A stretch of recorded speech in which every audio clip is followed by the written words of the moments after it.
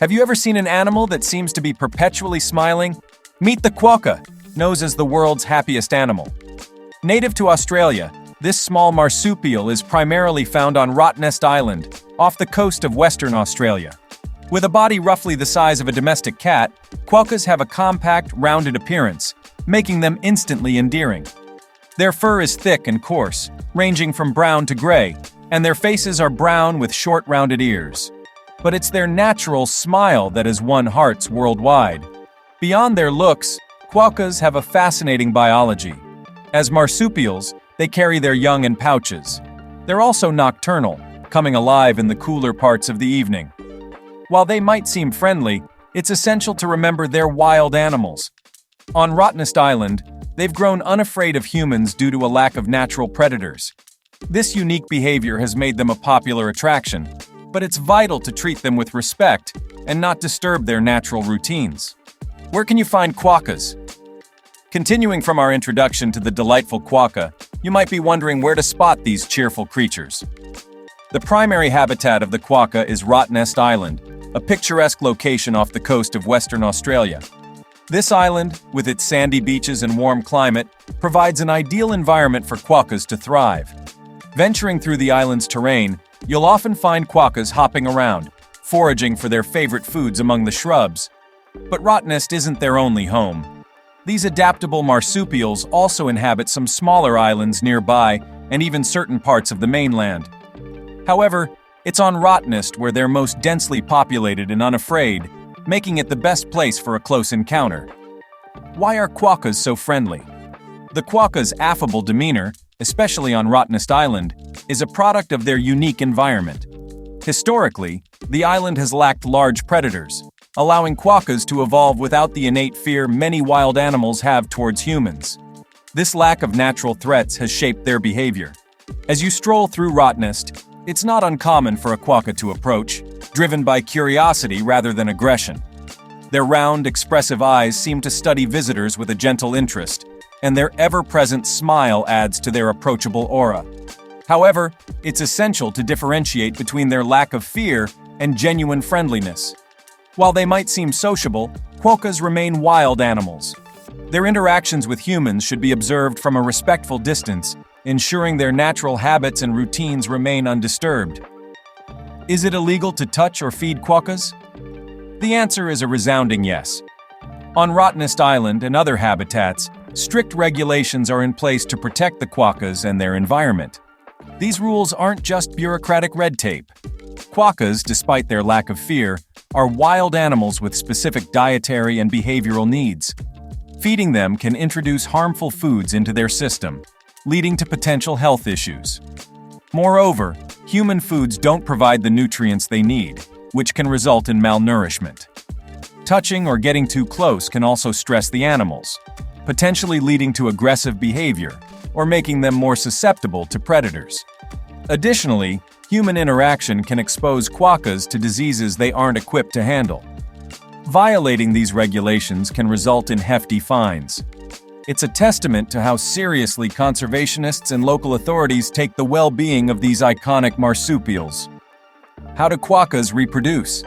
Like other marsupials, quokkas have a unique approach to giving birth. After mating, the female quokka's gestation period is relatively short, usually around a month. Once born, the tiny, underdeveloped joey makes its way into the mother's pouch. This safe haven provides the joey with nourishment and protection. Inside, it continues to grow and develop for several months. As it matures, the joey will venture outside but return to the pouch for feeding and safety. By the time they're about 8 months old, young quokkas are usually ready to leave the pouch for good. However, they'll stay close to their mother, learning vital survival skills. This pouch-based development is a hallmark of marsupials and is crucial for the survival of species in often unpredictable environments. Observing a mother quokka with her joey is truly a heartwarming sight, showcasing the intricate beauty of nature. Are quokkas endangered? Quokkas, with their endearing smiles, have captured the hearts of many worldwide. But how do these captivating creatures fare in the wild? As of the last data, quokkas are not classified as endangered, but they are listed as vulnerable on the IUCN Red List. This status indicates that they face threats that could jeopardize their survival if not addressed. The primary threats to quokkas include habitat destruction, introduced predators like foxes and cats, and human interference. Rottnest Island, their primary habitat, remains a sanctuary for them due to the absence of these predators. However, on the mainland and other areas, their numbers have dwindled. Conservation efforts are in place to protect and bolster quokka populations. These include habitat restoration, predator control, and public education. The aim is to ensure that future generations can also experience the joy of encountering these cheerful marsupials in their natural habitat. What do quokkas eat? Building on our exploration of these cheerful marsupials, one might wonder about the dietary habits of quokkas. What sustains their energetic hops and endearing smiles? Quokkas are herbivores, primarily feasting on a variety of plants available in their habitat. In the wild expanses of Rottnest Island and other regions they inhabit, quokkas munch on leaves, stems, and grasses. Their diet is quite varied, allowing them to consume a range of vegetation. This adaptability is crucial, especially during seasons when certain foods might be scarce. Interestingly, quokkas have a specialized stomach that aids in fermenting their plant-based meals, ensuring they extract the maximum nutrients. This efficient digestive system is a testament to nature's ability to adapt and thrive. While they primarily rely on plants for hydration, during particularly dry periods, quokkas might seek out water sources. However, it's essential to note that feeding quokkas, especially with human food, can be detrimental to their health and disrupt their natural dietary routines. How long do quokkas live? In the wild, quokkas have a lifespan that typically ranges between 6 to 10 years.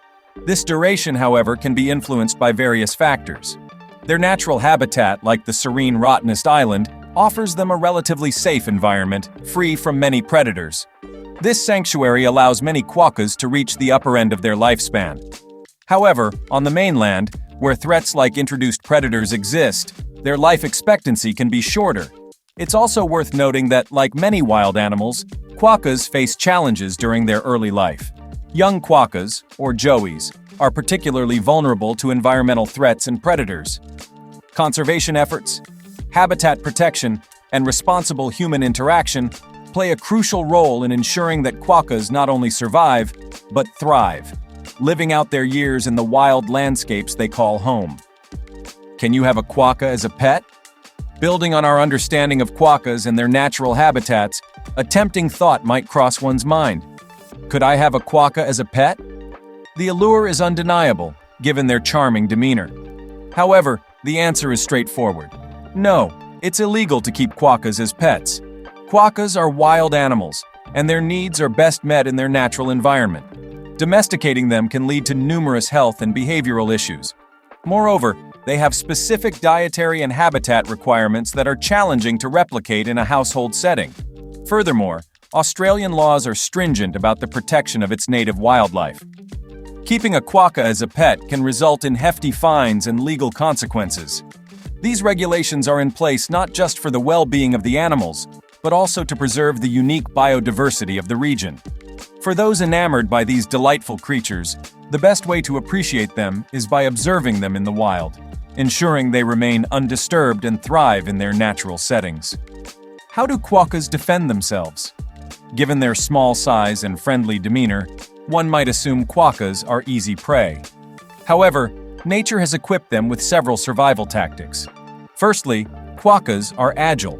Their strong hind legs allow them to make quick hops, enabling them to escape from potential threats. This agility is especially useful in dense vegetation, where they can weave through obstacles to evade predators. Moreover, their nocturnal lifestyle plays a role in their defense. By being active primarily during the cooler parts of the evening and night, they reduce the risk of encountering daytime predators. On Rottnest Island, their primary habitat, the absence of large natural predators gives them a relative safety net. However, when faced with danger, a mother quokka might employ a heart-wrenching tactic. She might throw her baby to the ground to distract a predator, providing her a chance to escape. This harsh reality underscores the challenges wild animals face daily and the lengths they go to for survival. If the Quokka's smile made your day, smash that like button and don't forget to subscribe to our channel for more cool animal adventures. Have you seen a quokka or some other interesting facts about them that you like to share? We would love to hear from you in the comments section below. Thanks again for watching, and we'll see you in the next video.